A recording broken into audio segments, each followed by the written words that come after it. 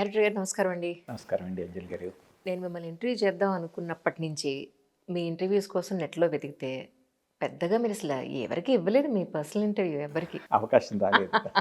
ఇన్ని అవార్డ్స్ వచ్చిన సొసైటీకి ఉపయోగపడే సినిమాలు తీసిన డైరెక్టర్‌ది ఒక పర్సనల్ ఇంటర్వ్యూ లేదంటే ఎంత ఆశ్చర్యం అనిపించిందో నాకు. Sir just we wanted to know about your total journey sir. ఎందుకంటే అస్సలు ఎక్కడా కూడా ఇంత మంచి డైరెక్టర్‌ని పోర్ట్రేట్ చేయలేదు. మీరు కూడా ఐ థింక్ మిమ్మల్ని మీరు మార్కెటింగ్ అసలు కొంచెం కూడా ప్రజలకు తెలియకుండా అలాగే ఉండిపోయారు. నిజమే ఆ మాట. నా ఫుల్ టైం ప్రొఫెషన్ ఇది కాదు కాబట్టి ఇంతకాలము నేను పర్సనల్ ఇంటర్వ్యూస్ ఇవ్వడం కానీ దీని గురించి పెద్దగా ప్రచారం అనేది జరగలేదు. కానీ ఇప్పుడు వాలంటీర్ రిటైర్మెంట్ తీసుకొని ఫుల్ టైం ఆర్ట్స్ బిజినెస్లోకి వచ్చాను కాబట్టి ఆర్ట్స్ అండ్ సోషల్ సర్వీస్లోకి ఇక నుంచి I will be keep giving the interviews. People know about me. Sir అసలు మీ నేటివ్ ప్లేస్ ఎక్కడ సార్? నిజామాబాద్ అండి. పుట్టి పెరిగింది అక్కడే. తెలంగాణ. తెలంగాణ. ఓ ఇంటర్మీడియట్ వరకు అక్కడ చదువుకున్న తర్వాత ఇంజనీరింగ్ జేఎన్‌యూ క్యాంపస్లో చేశానండి 83, 87. సో ఎలక్ట్రికల్ ఇంజనీరింగ్లో గ్రాడ్యుయేట్ అయిన తర్వాత అక్కడే ఒక సంవత్సరం లెక్చరర్గా చేసి ఆ తర్వాత ఎలక్ట్రికల్ ఇంజనీర్గా నల్గొండలో ఒక 2 ఏళ్ళు, హైదరాబాద్లో హిందుస్థాన్ ఫ్లోరోకార్బన్స్లో హెడ్ ఆఫ్ ది డిపార్ట్మెంట్ ఎలక్ట్రికల్గా 2 ఏళ్ళు చేసి అప్పుడే కంప్యూటర్స్ ఎవాల్వ్ అవుతున్న టైం అది 1990స్లో.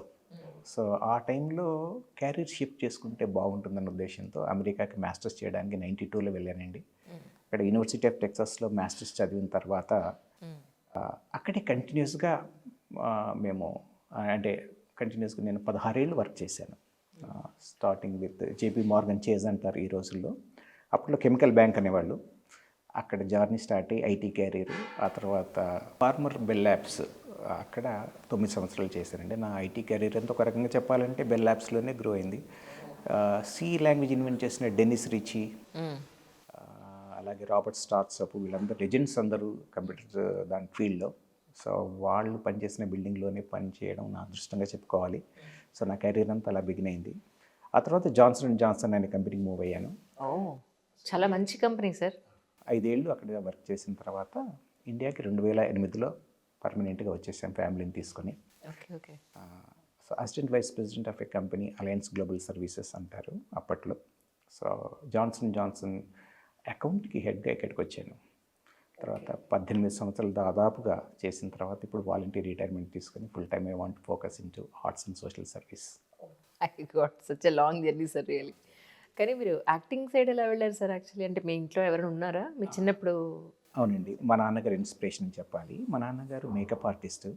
నిజానికి తెలంగాణలో నాన్న ఏకైక మేకప్ ఆర్టిస్ట్ అనే చెప్పాలి. ఎప్పుడు 1970s, 80s, 90s వరకు కూడా. ఆయన పేరు తెలుసుకోవచ్చండి? బ్రహ్మయ్య గారు. ఓకే. ఆయనకి టీచరు మా నాన్నగారు నిజానికి. ఆయన national best teacher award Ramarao గారితో 1986లో సన్మానం కూడా జరిగింది. ఓకే. 2 నంది అవార్డులు వచ్చాయి నాన్నకి ఆహార్యంలో, స్టేజ్ నాటకాల్లో.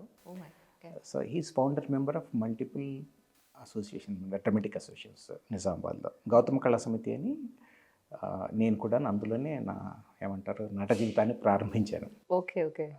అక్కడ నాన్న నన్ను నాటక రంగానికి పుష్ చేశారు నా 10 ఏళ్ల వయసులో. 1976లో ఎండమూరి వీరేంద్రనాథ్ గారు రాసిన కుక్క అనే నాటికలో మ్యాన్స్క్రిప్ట్లో నేను యాక్ట్ చేశాను. దాంట్లోనే నాకు నేషనల్ బెస్ట్ చైల్డ్ యాక్టర్గా నెఫ్జా నాటక కళా పరిషత్లో 1976లో అవార్డు వచ్చింది. Oh my god. అది మొదలు దాదాపు 200 పైన నాటక ప్రదర్శనలు ఇచ్చింటాను ఇప్పటి వరకు, అమెరికాలో ఇండియాలో అన్నీ కలిపి. ఆ కాలక్రమంలో ఏంటంటే నేనే నాటకాలు రాయడం, అవి అమెరికాకి వెళ్ళిన తర్వాత జరిగింది. అది అక్కడ ప్రదర్శనలు ఇవ్వడం, ఇంటర్నేషనల్ స్థాయిలో ఇండియాలో టాప్ వచ్చి అజోబీబో ఫౌండేషన్ వాళ్ళని ఇండియాలో నాటక పోటీలు పెట్టి ఫస్ట్ వచ్చిన దాన్ని అమెరికాకి తీసుకొచ్చేవాళ్ళు. అలాగే అమెరికాలో మా నాటకం ఫైనల్స్, అలా ఫైనల్స్కి ప్రతిసారి దాదాపుగా వెళ్ళి ఎన్నో అవార్డులు తీసుకున్నాను. అలాగే వంశీ అవార్డ్స్, చాలా నేషనల్ లెవెల్లో ఇంటర్నేషనల్ లెవెల్లో చాలా అవార్డ్స్ ఉన్నాయి. Silicon Andhra award one of the top artist of యూఎస్ఏగా గుర్తించారు. అలాగే 2004లో పోయిటరీ రైటింగ్లో వరల్డ్ సెకండ్ బెస్ట్ పోయిట్గా వంగూరి ఫౌండేషన్ ద్వారా అవార్డు వచ్చింది. ఇలా రచనా వ్యాసంగము, నాటకాలు, దర్శకత్వం అన్నిటితో అలా జర్నీ సాగుతూ వచ్చింది ఇంతకాలం. కానీ ఒకవైపు మీ ఉద్యోగంతో పాటు మీ మనసుకు నచ్చిన ఇవన్నీ మీరు చేయగలిగారు. అవును కదండి. అదృష్టం అండి. ఎంత ఇంట్రెస్ట్ ఉన్నా కూడా సమయం ఉండదండి అని వినడం మనం ఎక్కువ వింటూ ఉంటాం అని చెప్పడం. నిజమేనండి. అయితే మనం ఎంచుకున్న పాత్ని బట్టి ఉంటుంది అంటాను నేను. ఫర్ ఎగ్జాంపుల్ అమెరికాకు వెళ్ళిన వాళ్ళు సాధారణంగా ఎక్కువ డబ్బులు కావాలి అనుకుంటారు. ఎక్కువ పే చేస్తే అక్కడికి మూవ్ అవుతూ ఉంటారు. కానీ నా విషయానికి వచ్చేసరికి నేనేం చేశానంటే నాకు కంఫర్టబుల్‌గా అంటే వర్క్ ప్రెషర్ తక్కువగా ఉన్న ఇప్పుడు దాంట్లో వర్క్ చేస్తూ మిగిలిన సమయాన్ని అంతా కూడాను ఆర్ట్స్‌కి, సోషల్ సర్వీస్‌కి కేటాయించడం జరిగింది. సో అలా నేను 2 బ్యాలెన్స్ చేసుకోగలిగాను. అంటే డబ్బుల వైపు ఎక్కువగా ఆశపడి వెళ్ళకుండా సమయానికి ఎక్కువ ప్రాధాన్యత ఇస్తూ లైఫ్‌లో సాటిస్ఫాక్షన్ కూడా ఉండాలన్నది ఉద్దేశ్యంగా కంటిన్యూ చేయగలిగాను. రైట్. అది మన చాయిస్‌ని బట్టి ఉంటుంది కాబట్టి ట్రూ. ఐ థింక్ తానా నాటాలో కూడా మీరు చాలా యాక్టివ్ పార్ట్ ఉన్నట్టున్నారండి అందుకని. నేను తానాలోను, ఇటు ఆటాలోను లైఫ్ మెంబరు. ఇక్కడికి రావడానికి ముందు 2008లో ఆట కాన్ఫరెన్స్‌లో నేను నాటకం కూడా వేశాము. సో అక్కడ న్యూజెర్సీలోనే జరిగింది అది. సో అక్కడ పార్టిసిపేట్ చేసి జరిగిన 1 మంత్‌కి ఇండియా వచ్చేసాను 2008. రైట్. అంటే నాటకాలు మీరు యాక్ట్ చేశారు, స్టేజ్ ఆర్టిస్ట్‌గా చేసినా కూడా బయట మీరు రచయితగా, మాటల రచయితగా, డైరెక్టర్‌గా ఇన్ని చేసినా కూడా మళ్ళీ మీరు సినిమాల వైపు టర్న్ అప్ అయ్యారు ఎండ్ ఆఫ్ ది డే. అంటే మీ ఫస్ట్ మూవీ జర్నీ ఎలా స్టార్ట్ అయింది? యాజ్ ఆఫ్ నౌ వరకు ఒక్కసారి మనం మాట్లాడుకుందాం సార్. నేను సినిమా రంగానికి రావాలని అనుకుని రాలేదు. అనుకోకుండా వచ్చాను. ఇయర్ 1996లో దూరపు కొండలోనే ఒక నాటిక రాశాను. సో అది న్యూజెర్సీలో ప్రారంభమై చాలా ఇన్స్టెంట్గా పాపులర్ అవ్వడంతోని న్యూయార్క్, న్యూజెర్సీ, పెన్సిల్వేనియా ఇలా చాలా వేసేసరికి అందరూ ఇంత బాగుంది కదా దీన్ని సినిమాగా ఎందుకు మార్చకూడదు అని సలహా ఇచ్చేసరికి అలాగే కొంతమంది ఫ్రెండ్స్ ఫైనాన్షియల్గా let us pool together and invest and do it అని అంటే అలా అటు అమెరికా ఇటు ఇండియా అని మేము చేసాము. ఇయర్ 2000లో షూట్ చేసి 2001లో రిలీజ్ చేయడం జరిగింది. గాడ్స్ అప్పుడు 24 ఏళ్ళు అయిపోయిందా సార్? 24 వెళ్ళిపోయింది. దానికి కాంచనంద్ రావడం అనేది మా అదృష్టం. అదే కదా మొదటి సినిమాకి వచ్చింది. కాంచనంద్ వచ్చింది. సో అది సక్సెస్ అవ్వగానే అటు అమెరికా ఇటు ఇండియా అది చాలా పాపులర్ అయింది. యూఎస్లో ప్రతి వీడియో లైబ్రరీలో ఉండేది. నిజాన్ని చెప్పాలంటే తెలుగు వాళ్ళు అమెరికా నుంచి ఇండియా వెళ్ళిపోవాలా అక్కడే ఉండిపోవాలా అన్న మీమాంసలో ఉన్నప్పుడు దీన్ని ఒక రెఫరెండంగా తీసుకున్న సందర్భాలు కూడా ఉన్నాయి. సో అలా మంచి గుర్తింపు వచ్చింది. సో ఆ గుర్తింపుతో మళ్ళీ ఎన్ఆర్ఐ ఫ్రెండ్స్ ఏమన్నారంటే ఇంకో సినిమా చేద్దామంటే ఆన్ ది అదర్ సైడ్ అని హాలీవుడ్ ఫిల్మ్ చేశాము. దాన్ని తెలుగులో ఇండియన్ బ్యూటీగా రిలీజ్ చేయడం జరిగింది. ఓకే. అది హార్లెమ్ ఇంటర్నేషనల్ ఫిల్మ్ ఫెస్టివల్లో brown stone award winner in 2007. That's amazing. ఇన్ని అవార్డ్స్ వచ్చినాయి మనం ఇంతవరకు గుర్తించలేదని చెప్పాలి గట్టిగా అట్లా. సో ఆ తర్వాత ఇండియా 2008లో శాశ్వతంగా వచ్చేసానండి. పిల్లల్ని మొత్తం ఫ్యామిలీ అంతా ఇక్కడ షిఫ్ట్ అయిపోయాము. ఇక్కడ మా కంపెనీలో అసిస్టెంట్ వైస్ ప్రెసిడెంట్గా ఉంటూనే I was head of CSR, corporate social responsibilities.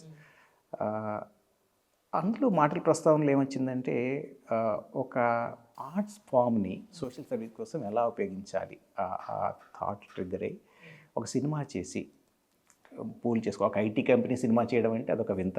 Correct. అందరూ ఇదే అన్నారు. టీసీఎస్, ఇన్ఫోసిస్, విప్రో ఇలా అన్ని కంపెనీస్ అప్రోచ్ అయ్యాము. ఐటీ కంపెనీ సినిమా చేయడం ఏంటి, ఆ డబ్బులు ఏదో ఇచ్చేయచ్చు కదా నేరుగా అంటే లేదండి ఇది నష్టపోదు, మనం ఖచ్చితంగా మనం చేయగలుగుతాం. దానికి ఒక మార్కెటింగ్ మోడల్ కూడా ఏంటనేది మేము డిజైన్ చేసి సబ్మిట్ చేస్తే వాళ్ళు రివ్యూ చేసి బాగుంది చేద్దాము అనేసరికి 2013లో దానికి వర్క్ మొదలెట్టి 2014లో రిలీజ్ చేయడం జరిగింది. ఆ సినిమాకి గోల్డెన్ నంది వచ్చింది.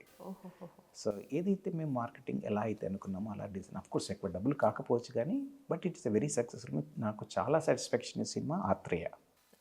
సో దానికి వచ్చిన డబ్బులన్నీ కూడా ఎల్వి ప్రసాద్ ఐ ఇన్స్టిట్యూట్స్కి ఇచ్చేసాము మా కంపెనీ తరఫున. అప్పుడు నిజంగా ఆశ్చర్యపోయారు టీసీఎస్ రాజన్న గారు. తర్వాత వాళ్ళని చూసి ఇట్స్ అన్ అమేజింగ్, మేము ఏదో డాక్యుమెంటరీ లాగా ఉంటుంది అనుకున్నాం, ఇంత చక్కని సినిమా ఉంటుందని అనుకోలేదు అని. అలాగే ఇంకా సాటిస్ఫాక్షన్ ఇచ్చిన విషయం ఏంటంటే నంది అవార్డ్స్ కమిటీ ఎవరైతే ఉన్నారో వాళ్ళు ఒక TV9 ఇంటర్వ్యూలో చెప్తూ మీరు మంచి సినిమాలకు అవార్డు ఇవ్వరు అని ఒక కాంట్రవర్సీ వస్తే వాళ్ళు చెప్తూ లేదు ఆత్రేయ సినిమా చూడండి ఎంత గొప్ప సినిమా వాళ్ళం అయ్యి ఉండి మేము చూస్తూ మాకు కన్నీళ్ళు తెప్పించిన సినిమా అది, అంత గొప్ప సినిమా అని చెప్పడం అనేది నిజంగా చాలా సాటిస్ఫాక్షన్ ఇచ్చిన విషయం.